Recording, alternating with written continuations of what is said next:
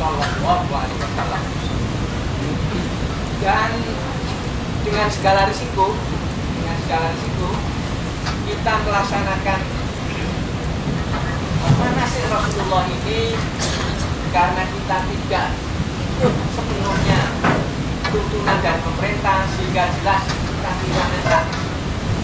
kehilangan hak, yaitu hak tempat yang layak dan bagus, dan konsumsi utamanya ya di Mina ini.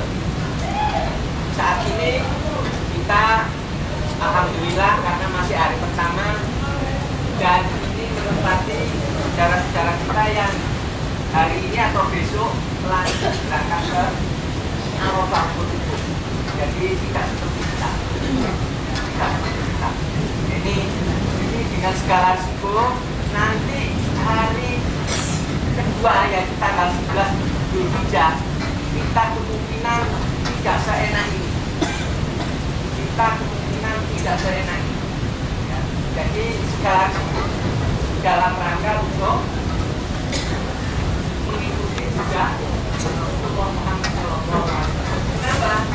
Karena hari timur di mana perbatasan Mina itu di sini, contohnya begitu umpamanya, di sini jembatan itu masih 3 kilo lagi. Sementara syariatnya kita harus di Mina, harus di tanah Mina. Oleh sebab itu, kenapa kita tidak memilih di Mina Jadi? Karena itu bukan tanah Mina. Itu adalah tanah Muzdalifah, bahkan sudah hampir Arafah, hanya Arafah bergeser ke dalam sini. Oleh sebab itu kita mantap, insya Allah kita mantap dan itu ajak Rasulullah, kita harus di tanah Arafah, bagaimana hadis yang ada di dalam bimbingan kita waktu di Haromain. Oleh sebab itu perlu kita sadari, ayo kita itu namanya legowo dalam rangka melaksanakan haji ikut manasik Rasulullah ini. Ini para jamaah Al-Haramain sudah selesai sholat duhur. Jadi kita sebentar lagi akan membagikan makanan yang telah disediakan oleh pihak panitia. Haji dan hajah pada tahun 2023 ini, marilah kita bersama-sama melayangkan tasyakur kepada Allah Subhanahu wa Ta'ala, di mana kita sampai hari ini bisa melaksanakan yaitu sholat jamaah asyar di padang Mina ini atau di kawasan Mina ini adalah izin dari Allah dan restu dari Allah. Maka wajiblah kita ucapkan yaitu hamdalah kepada Allah, alhamdulillah. Para ibu bapak sekalian, kita memasuki di Mina ini tadi sudah dijelaskan oleh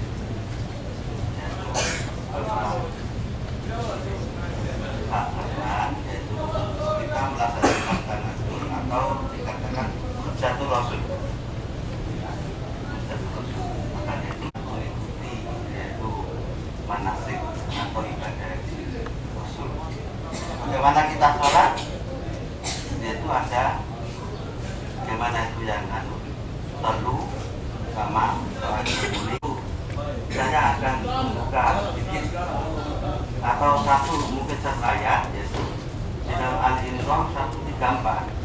Ini untuk bekal kita, untuk kita berjuang untuk melaksanakan yaitu dari Mina ini menuju ke Arafah, yaitu Arafah sampai Muzdalifah, mungkin sampai jumlah Arafah, sampai selanjutnya sampai tanggal 12. Yaitu bunyinya Contohnya demikian, Auzubillahi, yaitu diantara tanda-tanda orang yang takwa itu waladina yubidu nafis sarro wal-dorro wal-kadiminal ghaido wal-afina aninnas wallahu yuhibbul muhsinin. Ini mari kita hayati bersama.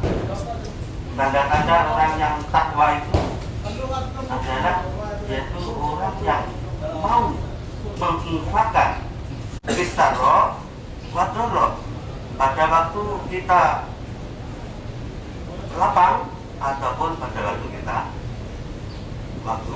sempit. Ya, dengan sendirinya kalau waktu lapang itu mungkin lebih banyak daripada waktu sempit. Saya kira pahalanya kalau sempit pada juga sedikit itu pahalanya sama dengan waktu lapang kita. Itu banyak. Jadi demikian. Jadi bisarro wadorro pada waktu lapang dan waktu sempit. Nah, ini tanda-tanda orang yang bertakwa. Yang sebelumnya ayat itu dibangga oleh Allah, surga yang luasnya itu 7 langit dan bumi. Jadi surga yang luas disediakan orang yang bertakwa, tanda-tanda ciri-cirinya ini. Antara lain yaitu mau menciptakan yaitu ketiga macam tadi. Benar? Apa Bu? Iya, duit. Nah, tidak aku mudah kena berawong kok. Ya, yuk kan. Kita katok ya. Enggak barang. Boleh. Baru mau ngarep kok. Katok kabeh iki. Katok. Tanah. Ape opo aku iso nabrak wong iki. Nabrak wong lewat Terus kok. Ki opo suwe-suwe? Oh, betul-betul jauh takon iki. Weh. Haramain sedang membuat teh dan kopi untuk memanaskan badan sambil menunggu sholat isya.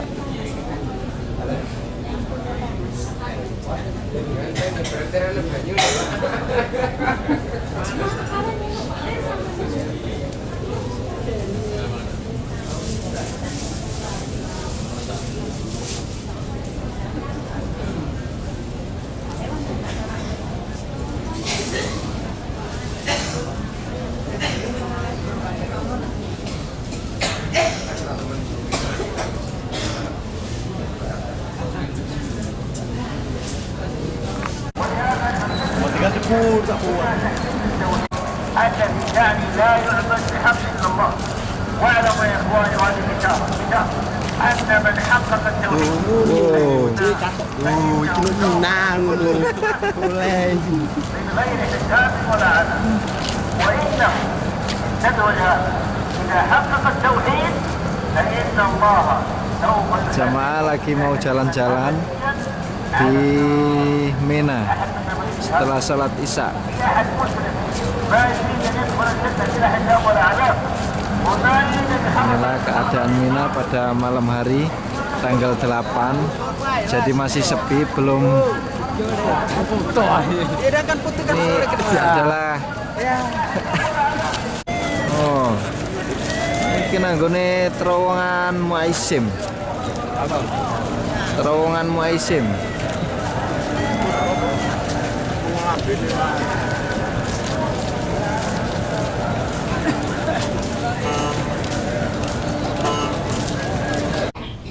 Mendapatkan kesempatan seperti ini, mereka masih menunggu. Dalam menunggu ini ada beberapa kemungkinan. Kemungkinan yang positif tentunya tahun depan mungkin mereka mendapat kesempatan untuk melaksanakan ibadah haji.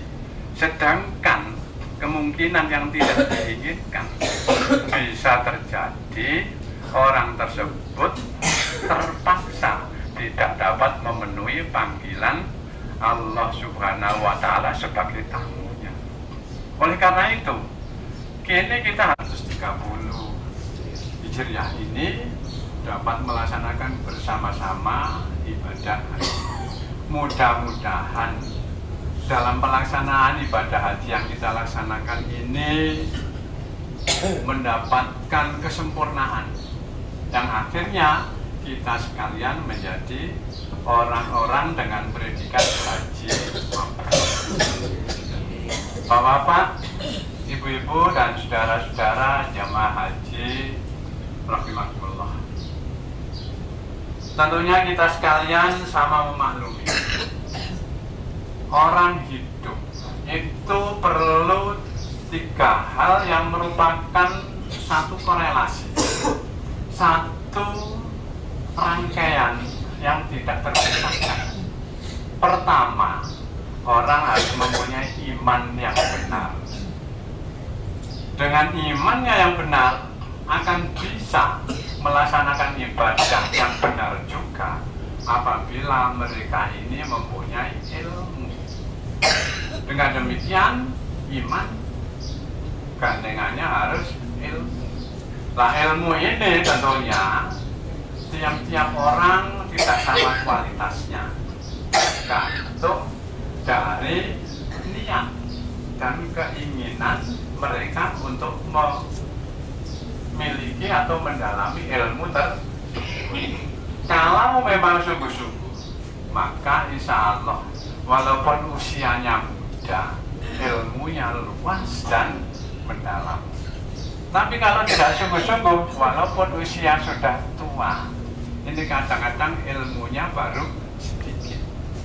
Ini pun tergantung dari niat dan keaktifan pribadi masing-masing.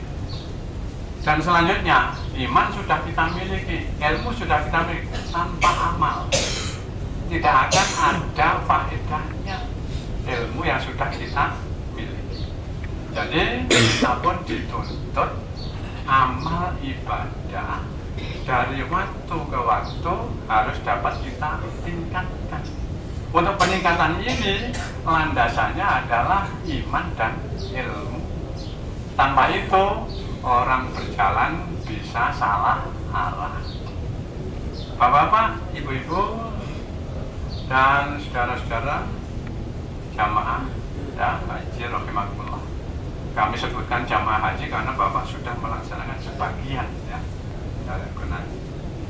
Mudah-mudahan dengan pelaksanaan kesempurnaan yang lain betul-betul ya predikat haji itu bisa. Cuma di sini perlu saya ingatkan, karena haji itu adalah merupakan rukun Islam yang ke-5. Tidak harus kalau kita pulang dari sini dipanggil Pak Haji atau Bu Hajah. Tidak harus. Sebab apa? Ini hanya rangkaian rukun Islam yang ke-5. Nyatanya bapak-bapak setelah sholat tidak ada yang dipanggil Pak Musolli. Bapak mengeluarkan zakat, ibu mengeluarkan zakat tidak ada yang dipanggil Bu Musaki.